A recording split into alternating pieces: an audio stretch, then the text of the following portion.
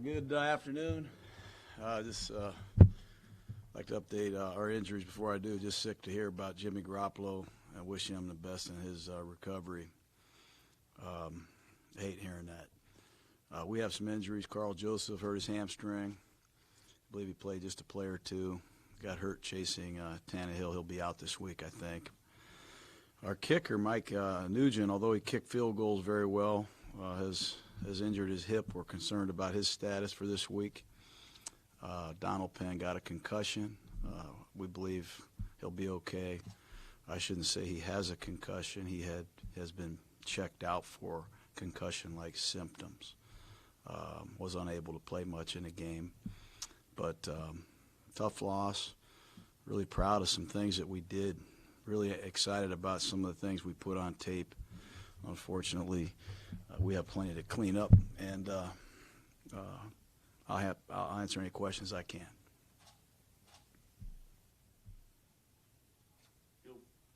Field position has been an issue all season, and I know a couple special teams penalties didn't help you in that area yesterday. What have you made of just your starting field position? It's been horrible. It's been worse than football.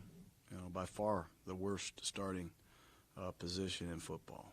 I think we had numerous penalties on special teams, and it's a credit to our offense, really, for moving the ball out of negative territory.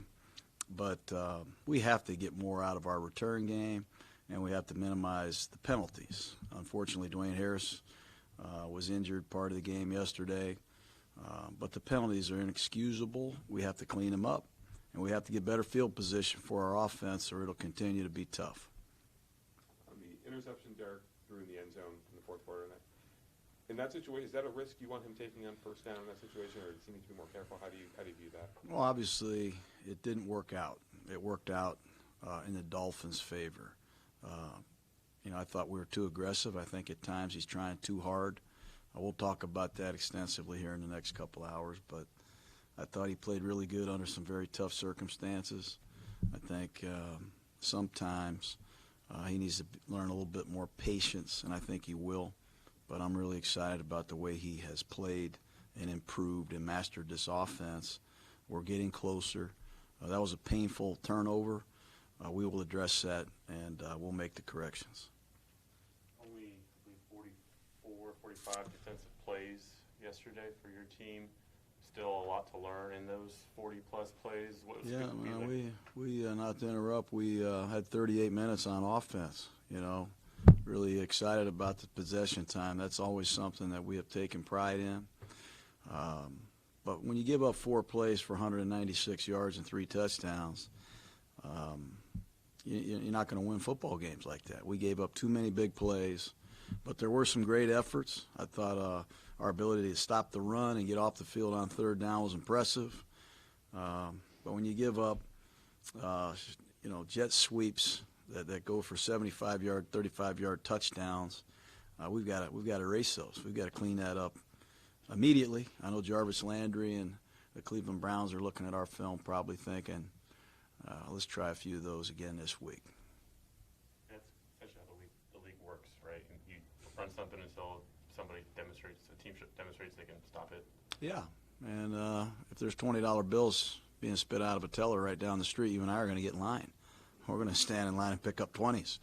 The Rams got us, and the Dolphins got us, and I'm sure Cleveland is going to try to get us as well. Incumbent upon it is on the coaching staff to make sure that the positives that you see are reinforced and that they don't sound hollow.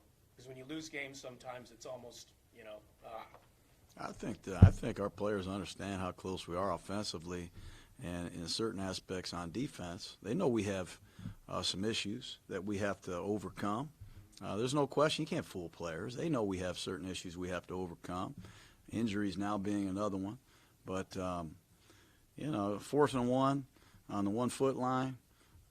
We have the ball first down at the 12 going in late. We're on the cusp of doing something great on the road in a very difficult place to play in September, let me tell you. Defensively, we're 3 or 4 plays that we just talked about away from having a very good outing. Nobody cares right now. They want results. We want to win. But I think the players see a lot of things to be confident about, but we know we've got to finish football games much better. Talked a lot about building. You tried to build something here. Is it difficult to be patient during the building process when the results aren't there and you're taking those steps? There's no doubt we're here to win. We want to win. We want to enjoy the process more than we are right now. But we've got a lot of new players. We've got new systems. We've had some adversity. We're fighting. I think if you look at the tape, you'll see a lot of great competitiveness. You'll see some guys that are giving you everything they have, and you're seeing some improvement, which is important. But we still have a long way to go, and it'll be taxing. It'll be pressing on some of our leaders to really step up and showcase it in times like this. Along with that, when you have a veteran team, a lot of those guys are going to be in that win now mode. How do you kind of balance making sure those guys kind of understand that there may be a little building process when, I think our guys understand it. I think our guys understand what we're here, what we're doing. I think they're working hard, very hard on the practice field. I think behind the scenes, the Raider fans would be impressed. The foundation, the practices, the work ethic, the attention to detail, the guys are working at it. And I thought our conditioning was very good yesterday, as good as theirs or better. And, I'm proud of that. But we have to start putting some wins in a column, and, that's what Raider fans want. That's what we want, and that's what we're after. I know this is a win-loss business. That's the nature of it. But when you turn on the film and you see how execution at times has been really, really sharp, are you encouraged by the direction of where things are headed through 3 games? I know. Yeah, I am. I think we got to clean up the turnover ratio, number one. I think when you throw for 80% basically in 3 games and almost 1,000 yards, that's as good as I've ever been associated with. I mean, there's some really good things, us running the football now. Physical runs between the tackles with different kinds of backs, different kind of personnel groupings and plays. We got to get better field position. We've talked about that. We've got to eliminate the turnovers. We've got to eliminate the big plays on defense. And it's easier said than done. But we'll get back to work today and get ready for Cleveland. When you break it down and when you break down the first half versus the second half and sort of analyze what's been different, what do you find? Do you think the adjustments you've made should be different? I mean, what have you learned from sort of looking at that? Well, stats, obviously say 37-3, and that's not good. We failed on a 4th and 1 play in Denver. We had a false start at the end of the game in Denver that really stymied us moving the football. We've turned the ball over in the red zone like we did last week. We have to finish drives on offense. Got to finish them, and we got to take better care of the football. And defensively, I know we have some injuries. Fatigue sets in. We've got to play better at closing time. That's something that we will continue to emphasize, might even try to be a little bit more creative in how we practice the final 10 or 12 minutes of games. What is the key there to playing better in the fourth quarter? Kelechi had mentioned that it's a mentality that you have to take into that final stretch. Well, you can't press. A lot of guys, you see it in golf, just to create an analogy. I've caddied for John Daly. I've caddied for some of the best. Some of these guys, they get on the 15th, 16th hole, and they're in great shape, and the fairways get tighter, and you swing a little faster, you try a little harder, and it doesn't work out. We've got to just take a deep breath. We've got to look forward to the moment. You got to apply pressure. I'm not saying we feel pressure, but we've got to continue to remain confident and poised and do our jobs individually so we can do our job collectively. I think at times we have some guys maybe trying to do too much, and that's something we got to really solve here quickly because we do have good enough players to finish. You guys place such an emphasis on situational football and practice. So in terms of focusing on execution in the red zone, what's there to heighten in terms of what you guys already do? Well, it's a results business. We liked our red zone plan yesterday. We got Jordy for a score on the opening possession. We ran a shovel past the Cook that should have walked in really on 3rd down. Our short yardage offense on the goal line wasn't good enough. Our pad level, got to credit Miami. They're pretty stout up front. Another time we got down there, we had an interception on 1st down. We think that it's very, very correctable, but – We got to take better care of the ball. We got to come away with something down there. There was a 3rd and 2 in which you guys connected on Keith Smith in the flat and were able to convert. It was a similar design as the 4th and 1 a week earlier. How much of that is a testament to your guys' faith in Keith to go right back to him in another critical situation 1 week later, and of course a different result? That was a good play. I like that play. Went to Keith Smith, but the idea of the play was to get the ball to Lee Smith. We're not afraid to go to the Smith brothers in crunch time. We got we're gonna have mistakes now. Guys are gonna have some snaps here that are disappointing, but we got a lot of confidence in Keith Smith, and we're going to continue to go to him. He's what makes our two-back offense go. There's only one takeaway on defense all year. What do you need to do to talk about guys? You don't want guys to do too much, so how do you balance that? You obviously want. It's been a problem here for a while. We didn't get him last year. It's a big reason why field position is what it is. Really a turnover is almost getting a 3-and-out too. Getting a 3-and-out, getting the ball back immediately can almost be as good as a turnover. We need some of those, and we need to get the ball back, whether we intercept it or strip it away. You were at training camp. You saw what we're trying to do before every single practice. We got to get more hats to the football. We got to rip it out. That's winning football, winning the turnover battle. We're turning it over too many times, and we're not getting it back enough. That's a big reason, if not the number one reason, we're sitting where we are. When you see the roughing the passer call on Mo Hurst, and then you see an earlier sack by the Dolphins, do you see a whole lot of difference between those two plays and one that's not called and one that is?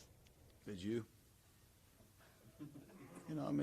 Officiating is tough sometimes. We had a pass interference penalty last week, cost us potentially the game in Denver. We had a penalty yesterday that really enabled a drive to continue and ended up scoring on that drive. Chucky will come out, but they're trying to get it right too. Obviously, it's been a long time since you last coached. How do you look at the way you've coached these 3 games? What have you done well? What do you think you need to get better at? Well, I'm not a lot different than what I was the last time here. Obviously, I wish the results on the win column were better. I'm encouraged by the staff we have, by the environment we are creating, and the direction we are heading. I'm really excited about it. We have a lot of work to do. We have a ways to go. But I am seeing progress. I think Derek Carr is going to be magnificent in this offense. I think we're going to be a balanced team that can possess the ball and make big plays. I really believe that. I think defensively we're still finding ourselves. And, special teams, we've lost our long snapper. We've lost our kicker now. We've lost 2 kickers, a long snapper, and I've lost my returner at times. So it's been a challenge. And yesterday we lost our right tackle. So I'm not going to give myself a report card right now.